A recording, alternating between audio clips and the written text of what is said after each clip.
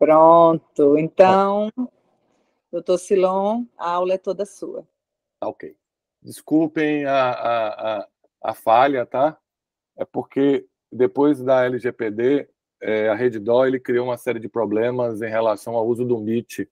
Se fosse qualquer outro, tudo bem, mas aí ele cria alguns obstáculos para fazer qualquer tipo de transmissão, tá? Desculpem aí, mas vamos lá, eu vou tentar agilizar. Eu vou falar um pouquinho hoje sobre as principais complicações. Júlia, você passa lá um pouquinho anterior, por favor. Principais complicações e procedimentos endoscópicos, mas só chamando a atenção de como o Herbert colocou, uma ênfase dentro dos procedimentos endoscópicos que complicam, evitando perfuração e sangramento ligados à nossa técnica e à nossa tática endoscópica, mas ligada mais a avaliações cardiorrespiratórias. E o SAVE, como ele pode evitar, tá? Só para chamar a atenção, o SAVE ele foi formado em 2006 por Dr. Dib. Em 2013, ou seja, 10 anos atrás, eu comecei a participar, fui convidado, participei de todas as gestões, tá? Recentemente, com o Herbert, a gente tem construído ele de uma nova forma, um novo modelo, vocês vão ver na parte final, que está associada com a especialidade de terapia intensiva, com sua sociedade, que dá-nos um novo perfil mais prático, mais dinâmico e mais profundo em relação àquilo que o CFM hoje requer de nós dentro de uma sala de endoscopia. Próximo, Juliano. Esse próximo slide ele é interessante, foi uma busca muito rápida entre alguns estados, só de 2024, do que a mídia e a justiça têm colocado. Eu não coloquei alguns pontos, né, que durante o período que eu fui conselheiro daqui do Conselho Regional de Medicina, eu trabalhei muito em relação a essa parte de imprudência, imperícia e negligência médica de procedimentos endoscópicos e cirúrgicos. Aqui tem 4 estados, né, e esses estados envolvem Bahia, Santa Catarina, Minas Gerais, mas tem distribuído no Brasil inteiro, no qual nós observamos que as principais alterações que se observam durante o procedimento endoscópico que levam a complicações e óbitos são a obstrução respiratória e a sedação em si e alterações cardiovasculares. Próximo. Graças a Deus, né, as complicações não são comuns, porque os nossos procedimentos eles são menor que 1 hora, paciente asa 1, asa 2, mesmo dentro de um ambiente que, para profissionais que trabalham com sedação e anestesia, são chamados hostis. Mas no próximo slide você vai entender uma coisa que é interessante, que para você evitar complicações é o melhor remédio, tá? Júlio, próximo. E essas complicações, elas estão baseadas em legislação, em resolução. Até hoje, no dia 2024, o CFM trabalhou com 7 legislações, aliás, 6 legislações, sendo que 3 delas já foram revogadas e 3 delas estão em atividade. A de 2003 e a 2008 são aquelas que regem em relação, respectivamente, aos tipos de sedação, 2008 as condições de alta, e 2017 hoje é a Lei Áurea, que a gente chama, ou seja, a base de toda a sedação e procedimentos anestésicos, como os anestesiologistas, eles sempre preferem que falem. A próxima, Júlia, por favor. Eu quero chamar a atenção na 2008, que toda vez que venhamos a terminar um procedimento endoscópico, é preciso cumprir alguns pré-requisitos. Primeiro, tem que ter um tempo mínimo de 60 minutos, que tem que permanecer. O paciente tem que sair orientado no tempo e no espaço, não pode sair com dor, com náusea, com dificuldade respiratória, tem que ter ingerido algum tipo de líquido, tá? E, acima de tudo, não ter nada que indique sangramento, tá? Ou um quadro de retenção urinária. Isso é lei que define. Mas a 2017, que é a próxima que vai estar apresentando, ela é um pouquinho mais restrita e um pouquinho mais direcionada aos procedimentos endoscópicos. Júlia, a próxima, por favor. Dentro da de 2003, aí mostra-se o que é sedação leve. Quero chamar que vocês gravem sempre na mente. Sedação leve responde ao comando verbal. E função cardiorrespiratória não apresenta comprometimento. O próximo slide fala sobre sedação consciente, como era dito antigamente, que hoje é a sedação moderada, no qual existe um responde ao estímulo verbal isolado ou acompanhado de um estímulo tátil. E chama a atenção que não são necessárias intervenções para manter a via aérea permeável. E o terceiro tipo de sedação que a resolução de 2003 fala, que é a sedação profunda, que nós já sabemos, né, que a ventilação espontânea pode e está comprometida muitas vezes e é ineficiente, por isso que requer um cuidado muito maior e a presença do anestesiologista praticamente hoje ela é indicativa, principalmente nos pacientes que são crianças e idosos em procedimentos terapêuticos mais complicados. O próximo slide. A de 2017, ela tem 2 pontos que chamam muita atenção. O primeiro que ele fala é que antes de qualquer procedimento tem que ter uma anamnese desse paciente, independente de ser anestesiologista, que faz a consulta pré-anestésica, mas também o endoscopista. E ela tem algo que ela comenta que é extremamente discutido entre nós endoscopistas, porque ela fala que preferencialmente os procedimentos têm que ser realizados por anestesiologistas e quando não existem existem a presença de 2 médicos, um separado para o procedimento endoscópico e o outro dedicado completamente à sedação. Esse assunto está sendo discutido, o doutor Herbert, junto com o Conselho Federal de Medicina na Câmara Técnica, tem conversado em relação a essa transição para chegar até aí e discutido também que é impossível no Brasil, com tanto a condição econômica, que é paupérrima, tá, em determinadas situações, como surdo-deficiente, como extenso território, é impossível de cumpri-la integralmente. Podemos conversar isso lá posteriormente. O próximo slide, que Júlia vai nos passar, ele vai chamar a atenção em relação às condições mínimas de segurança. Gravando, vamos ver lá na frente, tá? Quanto à monitorização, oximetria de pulso e equipamentos obrigatórios, quando eu falo em instrumental e fármaco, que permitam o ato de sedação e a realização de uma reanimação cardiopulmonar, uma RCP, eficaz, caso seja necessário. O próximo slide mostra 2017 também, que é importantíssimo, independente se tem um anestesista ou não, do registro de tudo que venhamos a fazer no procedimento. Não é uma ficha anestésica, mas tem que ser todas as drogas, todas as intercorrências. E ele também comenta que o RPA é obrigatório em todos os locais, para tipo 2 e tipo 3, tá? A menos que seja uma sedação apenas ditópica, os pacientes têm que permanecer durante um período que seja avaliado, de preferência com oximetria, tá? E sempre com cuidado para aqueles pacientes que tiveram via aérea difícil, ou eventos graves, ou de alto risco, tem que ser direcionado a esse paciente. Então, todas as unidades têm que ter uma ambulância relacionada à clínica ou hospital, caso não seja dentro dele, para levar para o centro de terapia intensiva ou um outro local para ser tratado esses pacientes de alta complexidade. Próximo slide. A avaliação do pré-procedimento é fundamental. Vamos entrar agora mais na aula em si. Primeiro, como eu já falei para você, uma avaliação inicial, história, exame, alergia, exame complementar e respeitar o tempo de jejum do paciente, 8 horas. Mas esses 2 pontos, 3 e 4, que eu quero chamar a atenção, que é a base da aula.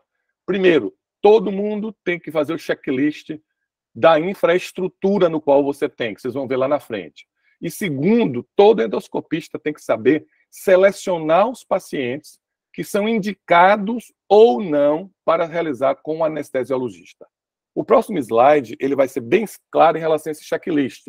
Aqui vocês vão ver a imagem inferior baixa em relação a um carrinho com medicação de emergência, o segundo, um desfibrilador, o terceiro, um vacúmetro, tá, com aspiração, e o segundo com oxigênio, e em cima você tem uma monitorização, tá? E aquela embaixo é um bis, caso seja necessário, nos pacientes com aparelho de anestesia. Próximo. Todos esses pontos estão relacionados com a lei de 2003, que é obrigatório. Mas, e agora? Quais são os passos que eu tenho que tomar, então, para me livrar de complicações que sejam fatais em endoscopia? São 3. Primeiro, uma propedêutica das vias aéreas é fundamental. Segundo, saber escolher indicações para cada caso de paciente, indicações de sedação. E terceiro, aprender a fazer identificações precoces das complicações cardiorrespiratórias que possam ocorrer nesses pacientes. Próximo slide. Primeiro passo, quando eu falo de avaliação das vias aéreas, é porque nós sabemos que complicação respiratória é igual a obstrução das vias aéreas. E nós temos que aprender a saber o que é uma via aérea difícil. O próximo slide, nós vamos ver algumas imagens de uma via aérea difícil. Primeiro, quando eu falo via aérea difícil, é que dificuldade de ventilar ou dificuldade de fazer uma intubação orotraqueal. Por exemplo, chega um paciente que fala com você que já teve uma via aérea difícil, top 1 nas possibilidades de complicar. Segunda, uma avaliação desse paciente, abrindo a boca, ele tem um Malaparte 3 e 4, no qual você tem dificuldade de acessar a região da via aérea dele, já é um outro fator de intubação. Mas pacientes mais frequentes entre nós, por exemplo, aquela segunda imagem, um paciente com obesidade, diabético, com barba, onde dificulta a ventilação, extensão cervical do pescoço, pacientes com hipotiroidismo, paciente com obesidade, paciente com radiação cervical, paciente sexo masculino e com arcadas dentárias protusas, língua grandes, alterações anatômicas de face e pescoço. Quero chamar a atenção do retrognatismo, da última imagem, e patologias que impedem a abertura da boca. Isso é critérios para que você tem que ter alerta número 1. Próximo slide. Diante disso, todo endoscopista tem que saber trabalhar em relação a como você liberar essa área que foi obstruída durante o procedimento, que pode ser apenas uma sedação, junto com fentanil e midazolam, ou o uso do propofol adicionado. Então, a primeira delas que todos têm que aprender é aquela manobra de hiperextensão cervical, elevação do mento e protusão da mandíbula. Primeira imagem, você vai empurrar um pouquinho a cabeça, e você vai hiperestender a região cervical. Segundo, levantar o queixo. Terceiro, você vai fazer tipo uma subluxação da própria mandíbula. Isso é chamado de head tilt, chin lift e o jaw thrust, que é a mandíbula. Então, diante disso, você vai abrir a via aérea para ventilar. Se você conseguir isso e pode parar o procedimento, né? Já parou, você pode usar umas cânulas orotraqueais. Hoje a gente não usa mais as nasotraqueais, que elas estão mais rígidas e causam, às vezes, sangramento nasal. Orotraqueal é nosso guedel. E todo endoscopista tem que aprender a manusear os dispositivos, tanto autoinfláveis, como esse azul à direita, que é a baraca, como os outros não infláveis, que é o ambu, para que você venha fazer uma pressão positiva quando for necessária nesses pacientes que estiverem desaturando. Próximo slide.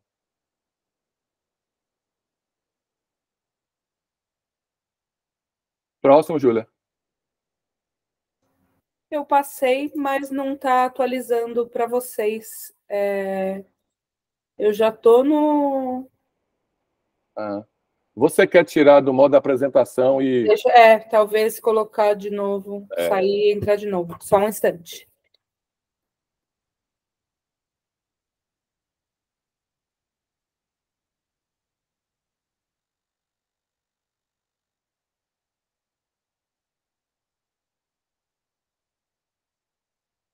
Esses pontos que nós já analisamos, via aérea difícil, mais essa identificação e como trabalhar, ele vai nos levar a um segundo passo, né, que é o segundo passo em relação a como fazer essa sedação. Então, sedação diagnóstica, sedação separada para a parte diagnóstica é apenas uma sedação moderada, tá? Uma sedação consciente. E os pacientes terapêuticos, muitas vezes hoje, vamos precisar fazer, tá, sedações relacionadas a uma sedação mais profunda, que muitas vezes você vai trabalhar junto com o anestesiologista. Embaixo tem as drogas que a gente mais utiliza. Não usamos mais meperidina na prática, usamos fentanil. Tem aí em relação à duração de início e o tempo de meia-vida dele, associado com midazolam, que isso no mundo inteiro hoje já está bem estabelecido, e hoje, com o advento do propofol, a gente tem acrescentado, principalmente associado a pequenas doses de fentanil e midazolam, ou fentanil e propofol. Próximo. Duas perguntas são fundamentais para eu passar para o próximo ponto, que é em relação às complicações. Primeiro, o que fazer diante de uma suspeita de via aérea difícil? Claro, basicamente evitar sedar. Fazer acordado. Caso a necessidade imperiosa de sedação, preparar a via aérea difícil com materiais de via aérea difícil. Normalmente você tem uma caixa específica de via aérea difícil, no qual envolve uma série de dispositivos supraglóticos e de acesso em relação à traqueia, tá? E também chamar um profissional para estar com você ou fazer essa sedação que tem abordagem em via aérea difícil. Não menospreze via aérea difícil, é o que mata. As complicações que tem dentro dos conselhos de medicina e dentro de judicialização, tanto de pequenas causas como civil, são relacionadas a isso. E se eu contar pacientes com estômago cheio, sangramento, como devo abordar?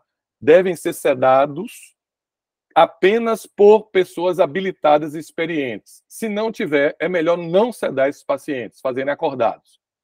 Provavelmente, a intubação traqueal ela é indicada nesses pacientes. Sociedade Europeia, nos pacientes que têm sangramento digestivo, tá? Hematêmese, é indicado obrigatório isso. E em guidelines da Sociedade de Anestesia, eles são bem criteriosos em relação à obstrução intestinal, hemorragia e corpo estranho. Mas, o terceiro passo, que é a nossa aula, isso foi apenas ter uma introdução, o que é que vai definir a complicação ser manuseada bem, com um final feliz, ou fatal? Identificar rápido essas complicações. Nós não vamos falar sobre as complicações geradas pelo procedimento, nós vamos falar as decorrentes do ato de sedação ou ato anestésico, como os anestesiologistas gostam que falem. Eles são menos de 1% dos procedimentos endoscópicos, não são comuns, mas elas são catastróficas, caso elas não sejam bem conduzidas. Próximo. Há alguns fatores de risco, quero chamar os 3 primeiros cardiopulmonares. Primeiro, doença cardiopulmonar prévia tem que ser identificado. Segundo, idade avançada ou idade muito pueril, tá, em crianças, e em pacientes acima do ASA 3, ou ASA 3 em diante, tá? Esse score de Goldman é pouco utilizado hoje, em relação à liberação para a realização de procedimentos, qualquer que seja, pela equipe de cardiologia, tá? Próximo. As principais complicações são essas 6, relacionadas com a parte respiratória, tá? Com a parte autonômica, cardiovascular, 2, que eu quero chamar a atenção, que é o ponto 4 e 5, que é o laringoespasmo e a broncoaspiração, e o 6º, que é a reação alérgica. O primeiro, a depressão respiratória, ela não é a primeira mais comum, é a segunda mais comum dentro dos procedimentos endoscópicos, porém é potencial fatal em relação a todos os outros e é tempo dependente de identificação. Está relacionado com sedação, tá? E essa sedação retira a capacidade de ventilação espontânea desses pacientes, e aí, a partir da popularização da máscara laringeia, do tubo nasolaringeu, das cânulas orotraqueais, das cânulas nasotraqueais, cada vez mais você tem condições de fazer um suporte básico nesses pacientes e retirar esse paciente da depressão respiratória. O próximo slide nos diz que é obrigatório, antes de começar qualquer procedimento, você botar todo o seu checklist, todo ele, de via aérea. Testar o ambu, testar se tiver um autoinflável, que é uma baraca, a parte de oxigênio, as drogas, tal qual os anestesistas fazem, independente de ser apenas um endoscopista apenas fazendo o procedimento, ou um endoscopista ajudando o outro endoscopista, ou anestesiologista lá presente, tá? A principal causa da depressão respiratória, já comentamos, é a obstrução das vias aéreas, tá? E está relacionada com o uso de sedativos, principalmente o uso do Propofol, associado com hipnóticos ou associado junto com os opioides. Quanto mais você usa somando, mais você tem um potencial de complicação. E da mesma forma também, quanto mais você usa dose dependente do Propofol, maior você tem complicação de depressão respiratória. Sinal de alerta. Se você encontrou um paciente com uso de musculatura acessória de pescoço, região retroesternal, intercostal, epigástrica, esforço para você fazer uma expansão torácica e o paciente agitou durante o seu procedimento, é um sinal de alerta de depressão respiratória. Muita gente pode cair na pegadinha e aumentar a sedação. E esse paciente vai obstruir e morre, principalmente pacientes com obesidade, tá? O próximo slide, que continua falando de depressão respiratória, ele tem como sua segunda complicação muito ligada com ele, é o reflexo autonômico, muito comum entre nós. Está fazendo um procedimento, faz uma bradicardia, com ou sem repercussão hemodinâmica, com sudorese e hipotensão, e principalmente presente em pacientes mulheres que fazem colonoscopia, tá? E que fizeram cirurgias ginecológicas. Distende muitas vezes o cólon, causa uma bradicardia, reflexo vasovagal, que muitas vezes ceda quando você retira até do aparelho, mas algumas vezes precisa você utilizar drogas que são inotrópicas teropositivas, como a atropina e muitas vezes também a escopolamina, sabendo que a escopolamina ele tem um efeito um pouquinho rebote. Você faz o inicial, ele distende, alisa e ele volta de novo a bradicartizar, tá? Então o ideal é fazer 2 ampolas de atropina. Próximo. Eu quero chamar a atenção que esses pacientes podem evoluir, sim, para PCR, é relatado, tá? E quando existe isso, tem que interromper o procedimento, aspirar o ar e utilizar o vagolítico de pronto, de bate-pronto. Então, por isso que a droga tem que estar no local. E existe, então, uma boa interação entre aquele que ceda e aquele que faz o procedimento endoscópico. Principalmente estou falando na colonoscopia, no qual nós temos sempre um segundo médico do nosso lado. Próximo. Depressão cardiovascular, a hipotensão, associada ou não ao uso de medicações, tá? Pode ocorrer nesse procedimento relacionado também a algum tipo de arritmia ou a um infarto agudo do miocárdio, tá? E, como está chamando a atenção, a mais comum entre nós é o uso de sedativos, entre elas o Propofol, e principalmente em pacientes idosos e cardiopatas. Até que prove o contrário, o uso inadequado para mais ou para menos acarreta complicações cardiovasculares severas nesses pacientes, tá? Então, por isso tem que saber estratificar bem eles. As drogas vasopressoras que mais utilizamos é a etilefrina e a efedrina, tá? Você dilui ela para 10, tá? Aí você vai fazendo de 2 em 2. E é obrigatório a disponibilidade no seu serviço de um desfibrilador, e nesse desfibrilador você tem que saber utilizar. Por isso é importante nesses pacientes você fazer a cardioscopia, porque você não vai saber o que tipo de arritmia ele tem e o que você vai tratar. E isso saber também fazer um marca-passo transcutâneo. Pré-hidratação não tem benefício em relação à depressão cardiovascular, tá? Ela hidrata, sim, melhora em relação ao aporte, mas ela não muda o prognóstico em relação a isso e não livra de utilizar os vagolíticos. Laringoespasmo é um fechamento da glote de uma forma não fisiológica, levando a algumas vezes ao estridor, mais comum em crianças que têm infecção de via aérea superior, ou a manipulação também do aparelho em relação a essa região, tá? Pacientes que regurgita ou uma anestesia ou uma sedação que não é feita de uma forma adequada pode precipitar a laringoespasmo. Pode acontecer também na própria indução da anestesia, sem passar o aparelho, o paciente já faz um laringoespasmo. Acontece o que nele? Uma hipoxemia, o paciente nesse estridor, e ele pode evoluir, a depender da pessoa com edema agudo de pulmão com a pressão negativa, evoluir com PCR. No próximo slide, ele fala que nós devemos ter cuidado com os sinais clínicos precoces e os tardios. Os tardios é o que não queremos chegar, que é o paciente que tem uma dessaturação grande, chegando a 40, 30 na oximetria, bradicárdico e cianótico.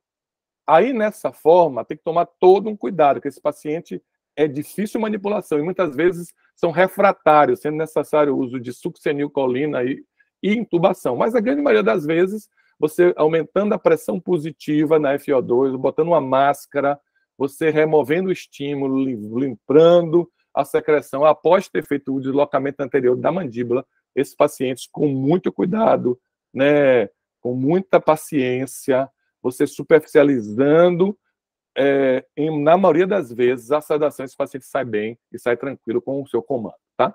Próximo. Broncoaspiração está relacionado, sim, com os nossos procedimentos. Muitos deles são aspirações silenciosas. Lembre que a taxa de mortalidade ela varia de um extremo de até 3% a 70%, a depender da situação, a depender do local, tá? O diagnóstico, ele se observa quando você vê alguma secreção na boca, conteúdo gástrico aspirado, ou quando você vai fazer uma aspiração da via aérea e sai secreção da traqueia, tá? E esse material aspirado de conteúdo gástrico, ele pode ter desde uma evolução favorável a uma evolução ruim com a pneumonite química, Próximo. No qual é necessário uma abordagem.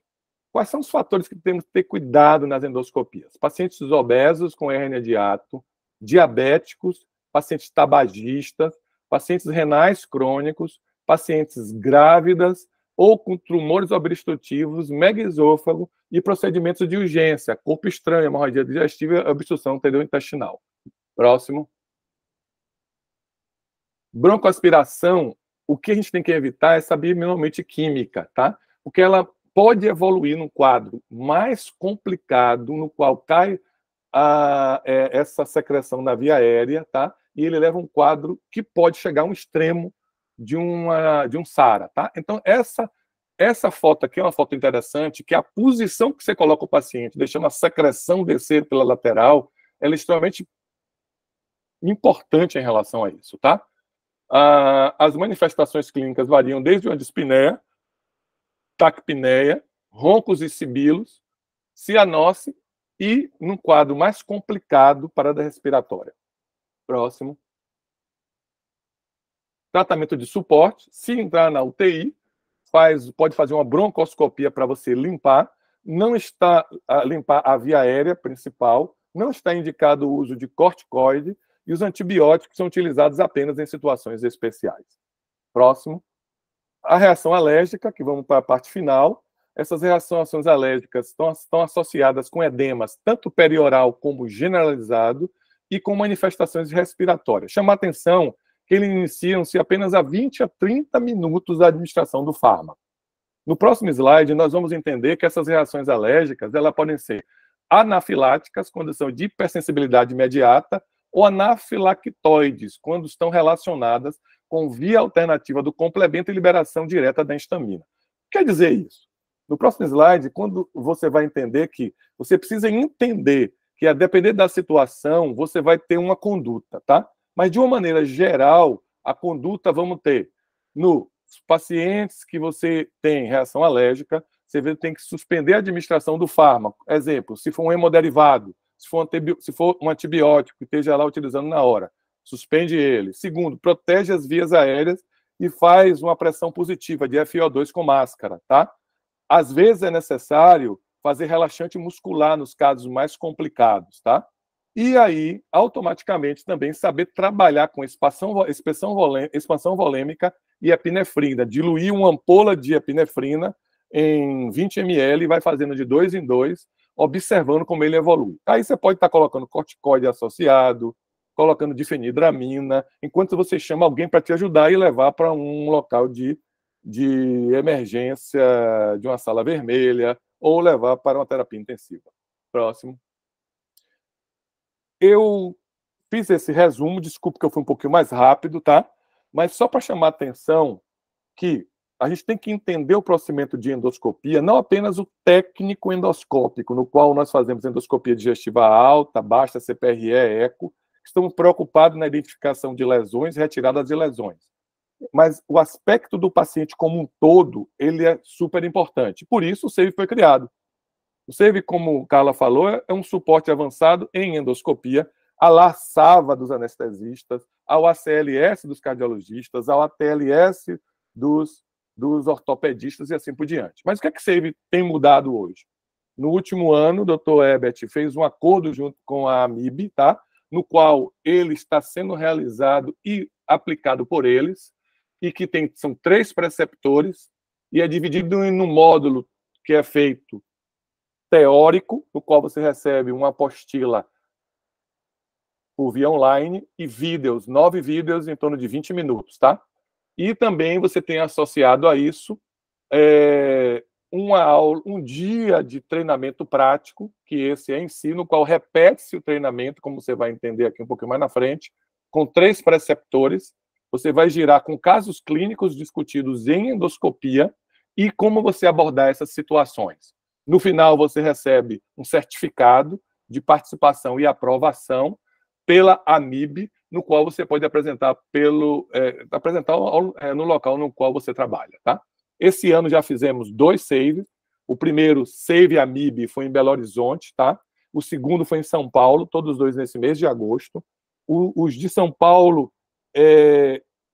já foi o nosso piloto, houve alguns ajustes em relação a isso. Já o de BH, uma média de em torno de 30 pessoas, são 3 turmas gerando de 10. Já houve um ajuste e houve uma boa recepção dos médicos que fizeram esse procedimento, esse treinamento, tá? Só chamando a atenção em relação às videoaulas e a parte teórica, tá? Dr. Herbert pode até fazer um comentário que ele fez do SAVE São Paulo, que foi o primeiro, tá? E uma semana depois fizemos o de BH.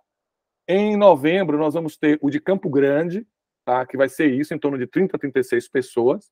E no SBA de Salvador, vamos replicar também isso, dando um total de 4 durante esse ano, e dando preferência a médicos que trabalhem dentro do interior, trabalhem só, ou trabalhem dando a primeira assistência a um outro, tá? Pode ser todos endoscopistas que podem estar fazendo, e médicos também que desejam ter um treinamento.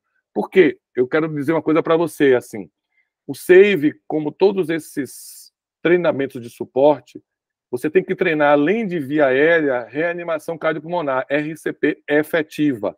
Porque se você estiver dentro de um ambiente e não saber fazer ele, e foi identificado que foi feito incorretamente ou incompleto, você é passivo, sim, de imperícia em relação ao seu procedimento, independente de ter o anestesista na sala. A responsabilidade ela é dividida, tá? Então, como vocês vão ver no próximo slide, tá? Aqui vocês vão ver a apostila online, são esses pontos que estamos discutindo aí, aspectos legais, deteriorização clínica e manejo de crise, anatomia de uma via aérea, dispositivo para manejo da via, monitorização durante a endoscopia, sedação e recuperação do procedimento endoscópico, intubação, identificação de uma via aérea difícil, manejo em pacientes com instabilidade hemodinâmica, com ou sem reanimação cardiopulmonar e arritmia, insuficiência cardíaca aguda durante o procedimento ou logo após, noções de suporte ventilatório invasivo e transporte dos pacientes críticos. E o próximo slide mostra como essa distribuição em relação à parte prática, que começa às 8 horas da manhã e termina às 18 horas. Eu queria agradecer vocês, desculpem a correria, assim, a parte que a gente não conseguiu transmitir, tá? E eu estou aqui à disposição. Muito obrigada, Silon. Eu sabia que ia ser maravilhoso. Eu acho que a gente plantou uma semente. Eu fico muito assustada quando os endoscopistas chegam para mim e dizem: preciso não de SAVE, já sei de tudo. Eu trabalhei 10 anos no SAMU e cada TLS, cada 3 anos que eu fazia, eu me descobria mais coisa e via que estava precisando fazer outra a cada 3 anos. Então, não vamos nos enganar. Nós estamos com os pacientes nas nossas mãos, sob sedação, se não moderada, muitas vezes profunda, né? E a gente tem, sim, não só que saber fazer endoscopia. A gente precisa conduzi-los, como o Silon falou, da hora que ele entra na sala e a gente olha o rosto dele, a barba e o queixo e todo esse resto, né? Porque, inclusive até para negar a execução do exame, como dizer para ele por que ele não pode ser feito naquele ambiente, comigo mesmo, ou porque preciso do anestesista, né? Muitas vezes, aqui no Nordeste, a gente lidar com a situação de eu não posso pagar um anestesista, mas a gente tem que explicar, né? Tecnicamente, com abordagem acolhedora, que não é que eu estou com preguiça de... Às vezes eles acham que a gente está com preguiça de fazer exame, né? A gente tem que dizer para ele tecnicamente o que pode acontecer com eles. E a gente tem que ter a habilidade de reverter essas doenças. Eu já tenho 25 anos de endoscopia e eu já vivi vários episódios que, graças a Deus, consegui revertê-los. Eu acho que todos aqui passaram por o que a gente chama de sufocos, né? E quando a gente tem a qualificação, a gente fica muito mais em paz, né? Eu pude fazer tudo o que pôde ser feito.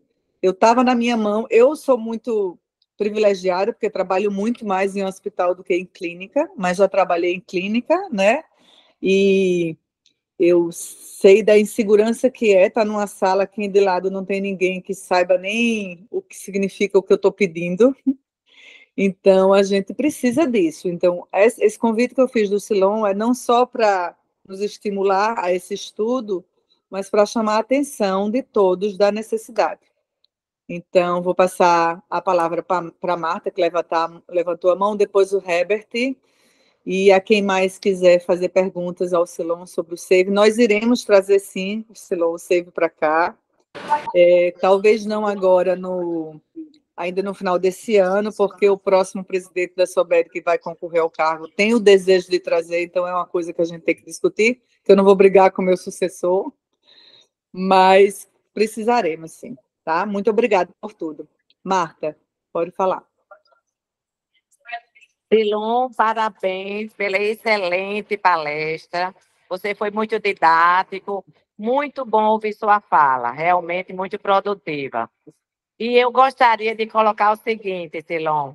Eu não sei se os colegas, mas eu particularmente sinto alguma dificuldade de ter anestesista, eu digo anestesista que atenda a Unimed, porque o nosso movimento é mais realmente Unimed.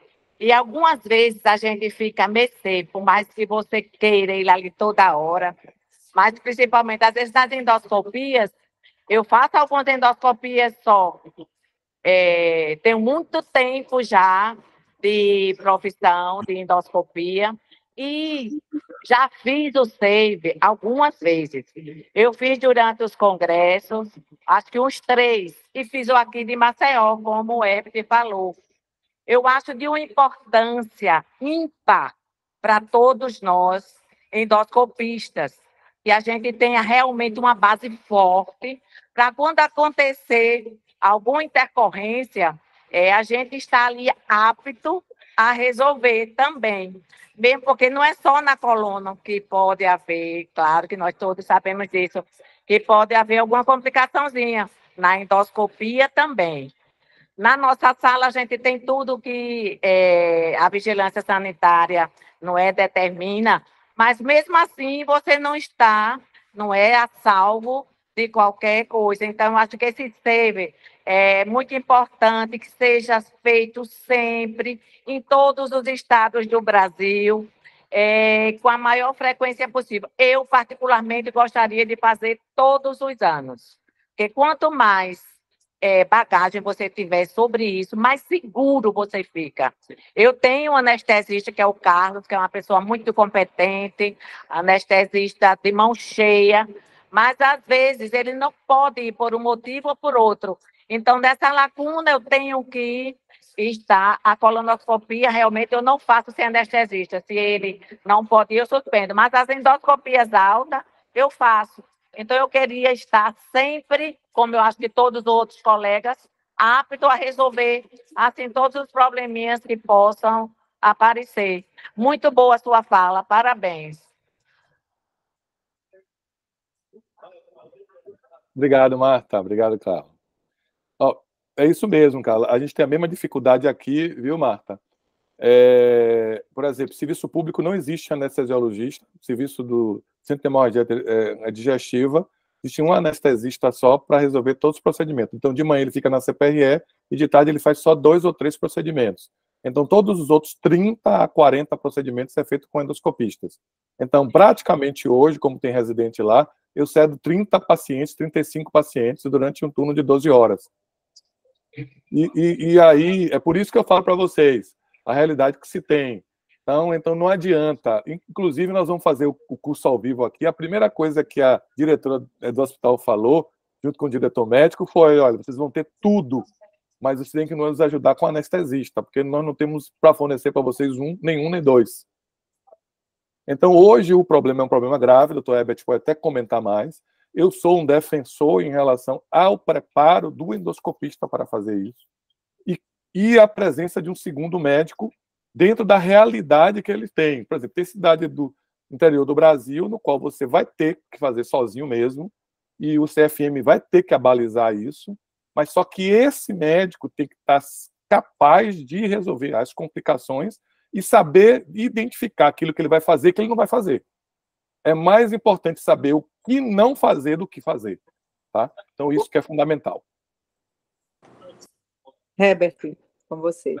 Silon, eu vou ser rápido, porque você só tem 3 minutos para entrar na próxima reunião. Silon tem um compromisso agora de 9 horas. Eu queria só lembrar das novas patologias que estão surgindo nos nossos consultórios, que estão associadas ao uso dos análogos do GLP-1, que muito relaciona também com broncoaspiração. Então, a consulta prévia, mesmo que seja na antessala de endoscopia, ela é fundamental. E parabenizar por você, em tão curto espaço de tempo, você ter abordado de uma forma assim muito bem, muito abrangente, quase todas as complicações que a gente vê na endoscopia. E dizer que hoje, a legislação hoje, ela puxa para que tenha 2 médicos. A fazer endoscopia sozinho hoje, a gente fica muito descoberto perante as normas do Conselho Federal de Medicina. Então, obrigado, Silon, parabéns, Carla, parabéns, Silon, Marta, e a todos que conseguiram estar presentes aqui na sua aula. Então, se você me permitir atrasar um pouquinho, eu preciso deixar uma mensagem. Isso que Herbert falou é importantíssimo, mas para quem já teve experiência dentro do Conselho Regional de Medicina, como conselheiro, e que julgou muitos colegas, o que vai nos salvar e nos incriminar é o prontuário. Não é à toa que existe a ficha anestésica. Porque na hora que eu vou fazer uma avaliação como conselheiro, primeiro que eu não procuro o que o médico escreve, eu procuro o que a enfermeira escreve. Porque a enfermeira é obrigada e muitas vezes escreve o que o médico não coloca, ele omite. Segundo, eu procuro a ficha daquilo do qual ele usou e o que teve de intercorrência. Como nós não temos o hábito e não temos a ficha anestésica endoscópica, é obrigatório descrever a indicação e as drogas e as intercorrências em relatório de via. Porque senão é passivo de imprudência, mesmo você sendo um perito. Tá? Então, eu quero chamar a atenção que criem uma folha dentro do procedimento. Tá? Hoje, dentro das acreditações, os anestesistas estão indo mais além da folha anestésica.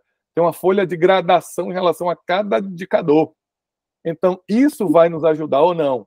O menor que seja a droga, usou só fentanil, 25 microgramas, e usou 2 miligramas de midazolam, coloque a PA que teve, a frequência respiratória, a frequência cardíaca do paciente, diga que foi feita a monitorização cardiorrespiratória não invasiva, tá? Entregue um relatório de alta para o paciente com o telefone. Isso faz parte do pacote no qual a Resolução 20 de 2017 define. Não é muita coisa, porque mesmo você fazendo sozinho, existe uma jurisprudência de resolver, mas se você não botar essa descrição, você vai ser penalizado e você vai ser punido.